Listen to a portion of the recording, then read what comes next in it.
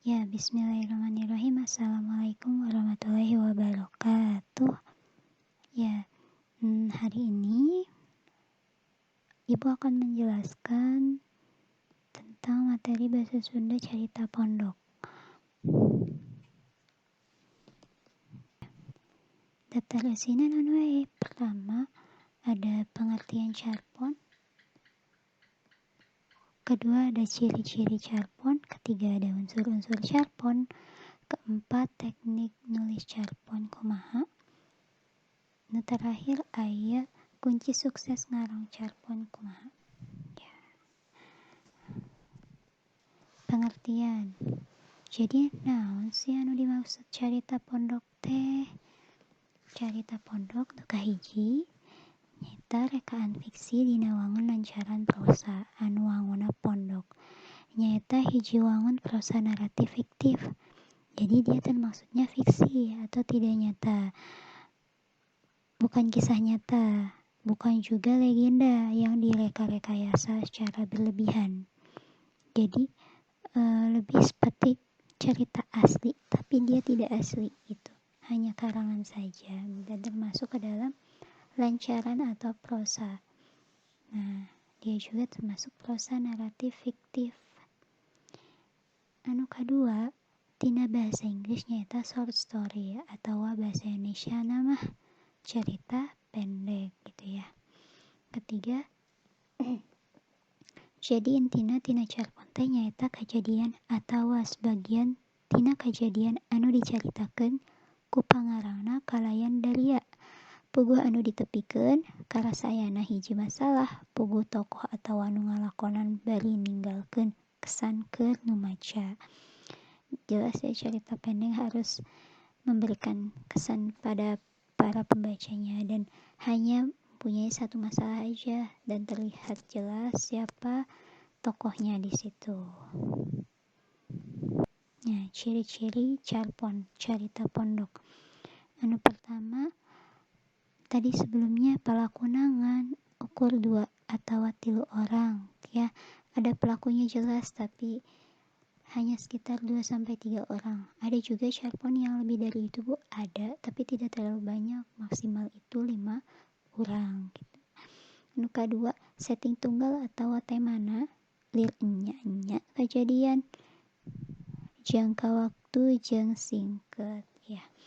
Waktunya singkat, gak terlalu lama, misalnya gak sampai lama banget. Kalau lama banget itu disebutnya novel jatuhnya. Jadi settingnya cuman ada misalnya hanya di rumah dan di jalan gitu, atau hanya di rumah saja, ruang tamu dekat dan tidak banyak tempat gitu ya, dari segi waktu dan juga segi tempat. Oh ya Ibu, mohon maaf Ibu campuran ya Indonesia Sunda ya, puntennya gak apa-apa ya. Anu katilu nyaritakeun pengalaman atau kejadian secara naratif. Tadi yang udah dijelasin, pertama menceritakan tentang pengalaman atau kejadian secara naratif. Tapi lebih ke fiksi, pengalaman tapi pengalaman kayak dibuat gitu, enggak. Kalau kisah nyata beda lagi ya, bukan carpon. Bisa sih dijadikan carpon, tapi biasanya lebih banyaknya fiksi. Kayak jelasin di awal, fiksi ya fiksi aja gitu. Keempat, caritana kurang kompleks upama dibandingkan jeung novel. Muhun ieu mangan aya hiji masalah, berarti caritana sederhana. Lamun teu kompleks, kebalikannya apa? Kebalikannya sederhana, ceritanya sederhana, nggak terlalu kompleks. Kalau misalnya terlalu banyak masalah di situ atau konflik di situ, maka pembaca tidak akan fokus terhadap cerpen tersebut gitu ya. Misalnya ada masalah, terus masalahnya datang lagi, udah kayak sinetron gitu kan, atau novel. Jadi cerpen lebih sederhana masalahnya, konfliknya. Selanjutnya, kadang-kadang endingnya tepati jelas. Mohon aya nu endingna teh disambung deui di carpon salajengna. Nah eta mah carpon bersambung atau carpon lanjutan. bisa jadi novel Bu, bisa lamun banyak atau loba bisa jadi novel, tapi kan di sini ceritanya cerita sambung jadinya gitu. Terjelas teh maksudnya udah sampai situ aja gitu. Selanjutnya jelas pengarangna teh jiga legenda, legenda mah kan disebutkan dari turun temurun dan tidak jelas siapa pengarangnya. Kalau Carpon atau cerita pondok ini jelas pengarangnya siapa, dibikin oleh siapa gitu kan. Salajengna jumlah kecapna tara leuwih ti 500 nepi ka 1000 kecap. Upama diukur ku waktu macana antara 10 nepi ka 20 menit. Mohon kamari tos ditugaskeun ku Ibu ngabaca Carpon. Nah, baca Carpon. Nah, di situ kalian beberapa yang sudah membaca ya sekitar 7 sampai 13 menit. Nah, di situ berarti kalian sudah baik bacanya. Kalau misalnya sekitar 8 sampai 12 menit gitu ya. Anu terakhir, galur atau plot ngan hiji caritana besajan pondok jeung teu asup akal. Punten, pondok jeung asup akal maksudna puntennya. Nah, ieu aya unsur-unsur carita pondok. Aya 2 unsurna teh, aya unsur intrinsik, aya unsur ekstrinsik. Nah, kalau unsur intrinsik itu kan di dalam, jadi unsur-unsur yang ada di dalam Carponnya itu. Maksudnya apa? Sebenarnya juga di dalam. Maksudnya itu adalah yang terlihat gitu. Yang pertama ada tema inti cerita, bisa terlihat di Carpon tersebut. Kalian baca, kalian bisa ngelihat intinya. Kedua, langsung ketemu, intinya ini, dibaca langsung terlihat gitu. Kedua, aya pelaku tokoh, aya namana si iya aya gitu, aya si siapa. Katilu, aya plot atau galurnya eta suasana kejadian nu ngabentuk hiji carita. Galur ada 5 bagian nyaeta galur maju, maksudnya alur maju. Alur maju biasanya dari awal terus maju sampai ending, sampai tamat. Kalau galur mundur, pertama diawali dari misalnya ceritanya tentang Carpon azab. Nah, dari pas sudah mau dikubur atau pas kena azabnya baru mundur ngelihat si kelakuan orang yang terkena azab tersebut, misalnya seperti itu. Kalau galur campur maju mundur eta maksudna naon? Galur campur mah misalnya teh maju dari belakang terus ngeliatin alur ke tengah-tengah terus ke akhir terus ke tengah lagi campur gitu ya. Terus aya galur bobok mah di tengah, dari tengah gitu. Si ceritanya teh menceritakannya teh misalnya dari tengah, jadi nggak ketebak. Misalnya kalau misalnya galur bobok mah misalnya dari tengah jalan kemana, nanti ending di akhir, nanti baru balik lagi ke awal, seperti apa kayak gitu. Kalau galur marele silakan kalian searching sendiri ya. Besar sawangan point of view, naon maksudna? Aya poinna, aya point of view na gitu.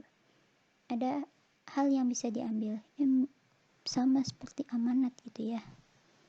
Ya gitu. Kalau amanat itu hal yang bisa diambil. Besar sawangan.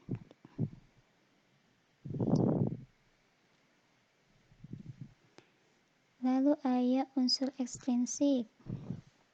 Pertama, nilai-nilai dalam Carpon. Lamun unsur ekstrinsik mah lamun kita udah baca semua, memahami cerita itu, baru kita mendapatkan unsur ekstrinsiknya. Nilai-nilai dalam Carpon kan tidak akan bisa terlihat ketika hanya membaca sepintas, tapi harus dibaca secara keseluruhan gitu. Kedua, latar belakang kehidupan pengarang. Nah, itu kita nggak bisa tahu gitu kan latar belakang kehidupan pengarang seperti apa gitu. Ketiga, situasi sosial kercarita diciptakan. Iya, jadi pas si pengarang itu membuat si cerpen ini tuh karena ada sesuatu kah, situasi sosial seperti apakah, misalnya dia bikin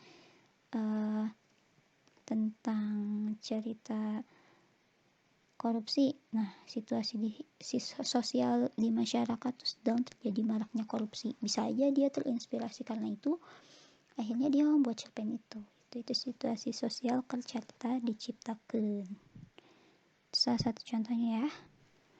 Nah, iya teknik-teknik nulis cerita pondok. Maksudnya naon Bu, di bawah ke atas. Nah, itu tahap-tahapannya. Pertama, kalau kita mau nulis nulis cerpen, pertama yang kita pikirin temanya apa.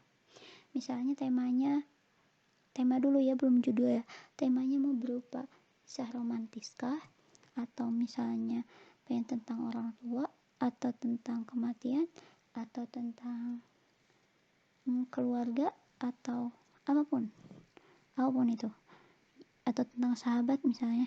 Nah, dari situ baru kita bisa mendapatkan judul kalau sudah terbuka inspirasinya, kebuka bahan ceritanya. Misalnya nih ya, tentang keluarga, misalnya dari tentang keluarga itu bahan ceritanya tentang siapa, mau tentang kakaknya, mau tentang adiknya, mau tentang secara keseluruhan, bisa bahan ceritanya. Misalnya dia kehilangan kunci motor tapi ternyata motornya ada di mana gitu ya, bahan cerita. Terus alurnya mau dipilih maju mundur, mareleh, bobok, atau campuran, itu bisa dipilih kalian sendiri seperti apa gitu ya. Setelah itu tokohnya mau siapa, misalnya kalau tadi keluarga, misalnya tokoh utamanya ada tetehnya atau ibunya atau bapaknya, ada tokoh cameo hanya lewat aja, misalnya siapa, ada mang ojek atau siapa gitu kan. Tapi jangan terlalu banyak cameo, karena tadi udah dibilang tokoh intinya ada 2-3 orang aja. Terus sudah dari situ udah dapat 4 itu tema, bahan cerita, alur tokoh, baru bisa disusun dialognya seperti apa. Nah, susunlah sudut pandangnya. Terus kita mau ngelihat dari siapa, misalnya sudut pandangnya dari orang pertama. Kalau orang pertama pasti bilangnya aku melihat dia, aku melihat orang itu, bla bla bla bla. Misalnya sudut pandangnya orang ketiga gitu ya, beda-beda, terserah, silahkan. Terus yang terakhir prak-prakan, ya langsung dibuat saja. Kalau misalnya sudah ada itu semua, ya langsung dibuat saja, karena sudah mencakup semuanya gitu. Kunci sukses ngarang atau nulis cerpen nu pertama, loba maca carita benang batur. Jadi loba maca cerita benang batur. Selain baca cerita, kalian juga senang mendengarkan cerita dari orang lain. Senang baca dan sering mendengarkan, itu bisa mendapatkan ide, pengalaman cara nepikeun ide. Nah, terus yang ketiga, nembrakeun watak carita. Iya, harus tahu kalau wataknya kayak gini, dia ngomongnya bakal kayak gimana ya, kayak gitu, sifatnya akan seperti apa ya, seterusnya. Bisa aja sih yang lain, tapi kan kita harus bisa menyesuaikan. Ketika misalnya dia marah, harus ada watak yang seperti apa gitu ya. Yang terakhir, kudu minang latihan nulis cerpen, nuhun aitos titu katiluna. Nah, terakhir diasah tuh latihan nulis cerpen kumaha. Nah, demikian dari Ibu. Mohon maaf apabila ada kesalahan. atas perhatiannya Ibu syukuri. Alhamdulillahi jazakumullahu khairan. Oh iya, sebelum ditutup, Ibu mau mengucapkan belum ya? Bukan, mau ini, kalau misalnya kalian sudah memutar video ini, amal soleh, tulis di komentar, tulis aja satu kata Sunda aja. Itu kode bahwa kalian sudah ngeplay video ini gitu. Udah ngelihat video ini, jadi komen satu kata bahasa Sunda aja. Gitu ya. Alhamdulillah jazakumullah khairan. Mohon maaf apabila ada kesalahan. Semoga ilmu yang Ibu berikan manfaat dan barokah. Billahi taufiq wal hidayah. Wassalamualaikum warahmatullahi wabarakatuh.